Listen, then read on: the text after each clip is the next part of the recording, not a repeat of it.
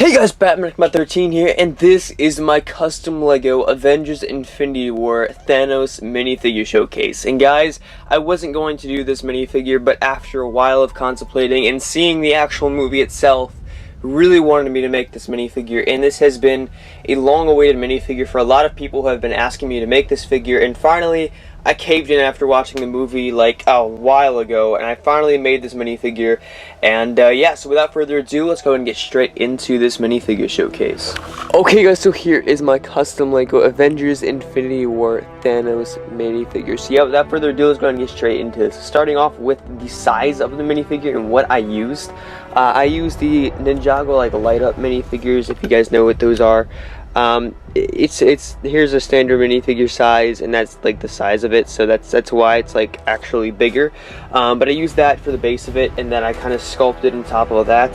So starting off with the legs, I did a lot of sculpting on it. I did a lot of painting work. Most of it was painting, but like the boots and the knee pads are painted and sculpted and all that kind of stuff with details. And I used E-tape for the main part of it. As you guys can see, the boots go all the way around. That's kind of what I used E-tape for.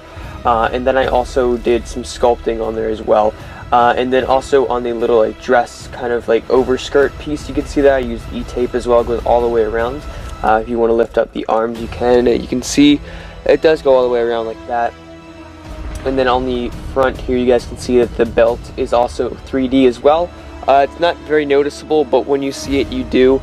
And that is with E-tape as well, and then just painted on all the gold details. And then the chest actually has this like really cool texture to it. I don't know if you guys can see that or not, but it shows up pretty well. It has like a really cool texture, painted in dark blue, and then I added some blue highlights with some black lines that are really not that seeable on camera, but they are there. And then also, you guys can see the top chest piece right there. That was all sculpted by me, and then kind of just added some E-tape to it for the shoulder pads. And then a little bit of sculpting just to make the shoulders a little bit more round and curved and a little more defined and everything like that. And also the back has the same exact texture, which the back is probably one of the things I'm most proud about because it has a lot of really cool details in there, such as the texture. And then also the E-tape goes around there as well with some sculpting on the gold bits, and then some painting with the gold as well. Now the Infinity Gauntlet itself, now you guys can see there is not the greatest sculpting I've done. In fact, I don't really love it, but it's really hard to get sculpting on that kind of scale. But if you guys do get a little bit closer, you guys can see that it is completely sculpted by me onto the hand of the figure itself. So you can't really see it. You can't really see it that well, but you guys bring it a little bit closer. You guys might be able to see it a bit better. Maybe a little bit. I don't really know. There you go. You guys can see it just a little bit right there with the Infinity Gems. Now the Infinity Gems were done using some just pieces of like jewelry and all that kind of stuff. So that worked out pretty well in my favor. Right there, so I really like how that looks.